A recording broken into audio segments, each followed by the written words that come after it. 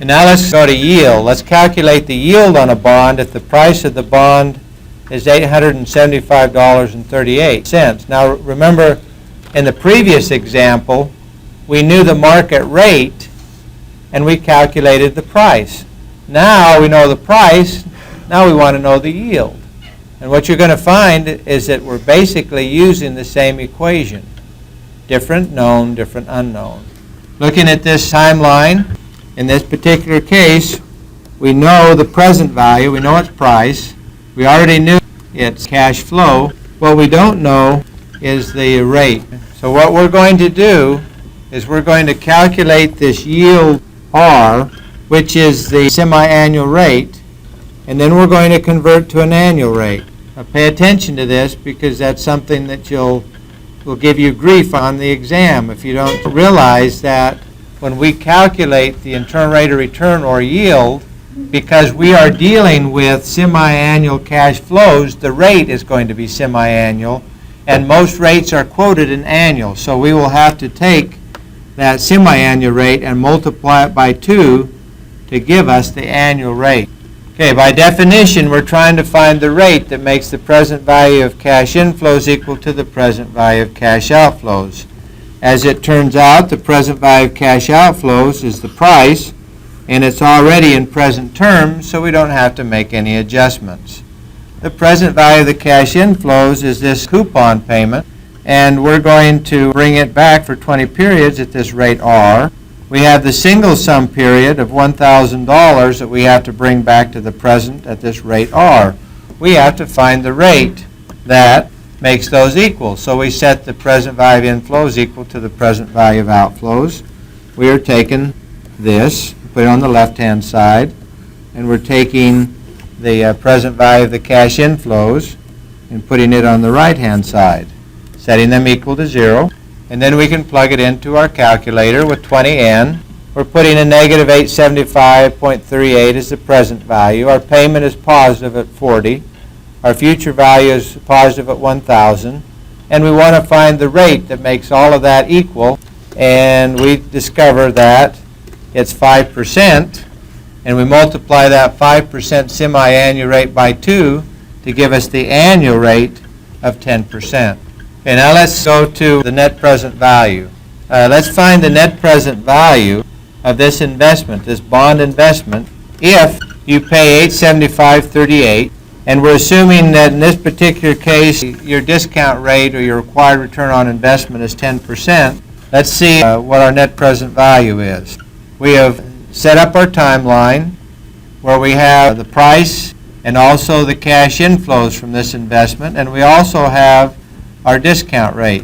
To find the present value of the cash inflows, we're basically taking the cash flows that are in blue on the screen, and we're bringing those back to the present. When we have a $40 annuity for 5% semi-annual for 20 semi-annual periods, and we have the $1,000 single sum amount that we're bringing back with a single sum factor at 5% for 20 periods. We use our calculator. We have 20N, 5% I, $40 payment, $1,000 future value. So the present value of the cash inflows is equal $875.38. The present value of the cash outflow, where the cash outflow is in blue, is $875.38. And we don't have to make any adjustments because it's already in present terms. The definition of net present value is the present value of cash inflows minus the present value of cash outflows. I've repeated this from your other screen where we have the present value of the cash inflows minus the present value of the cash outflows. From your other slide, you know that the present value of the cash inflows is equal to $875.38 minus the present value of the cash inflows, and then we can see that the net present value is going to be 0. The rate of return on the investment is exactly 10%. Okay, the 5% semi-annual rate times 2 compounded semi-annual, and because that's what this investor required was 10%, he's getting exactly what he required. His profit is 10% is what he's required. The net present value is 0, so there's no profit over his required rate of return. Now let's calculate the net present value if the price of the bond is $875.38. But in this case, let's say that this particular investor has other alternatives, and he wants or requires 12% rate of return. Is this bond investment still a good investment for him? So we calculate the net present value, again, by definition, present value of cash inflows minus present value of cash outflows. We put the same equation that we used before. What's the difference? Instead of 5%, we're using 6% because that's what he requires. We have to take the 12% divided by 2 to get the semi-annual rate, again, because we're using semi-annual periods. This particular problem was done earlier in your notes, and the answer was $770.60, so I'm not going to repeat it here. We subtract out the cost, and the net present value is a negative 104.78. In other words, in this particular case, the farmer had other investments out there that would give him something at least 12% rate of return. He wasn't willing to accept a 10% rate of return, so the profit was actually negative. If he had taken on this bond investment, it would have been a negative because he would have been using his money for an investment that only returned 10% when he could have gotten 12%. So you see that he has a negative profit in this case because it didn't even reach his required rate of return. Note that the bond value decreases as your required rate of return on investments increases. Again, that inverse relationship that we have. Now let's look at the relationship between the net present value and the discount rate. In this particular case, notice that the vertical axis represents the net present value. The horizontal axis is the discount rate.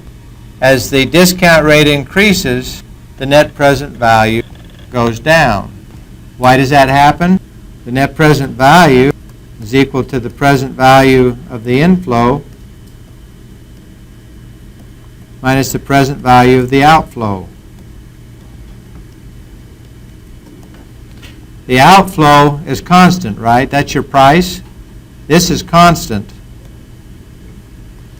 Now what happens to the present value of your inflow when the rate goes up? It's going to go down, just like the price of the bond.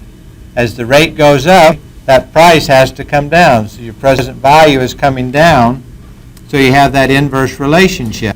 As the rate goes up, this present value goes down. And thus you see this curve, as the rate goes up, you're seeing your net present value going down.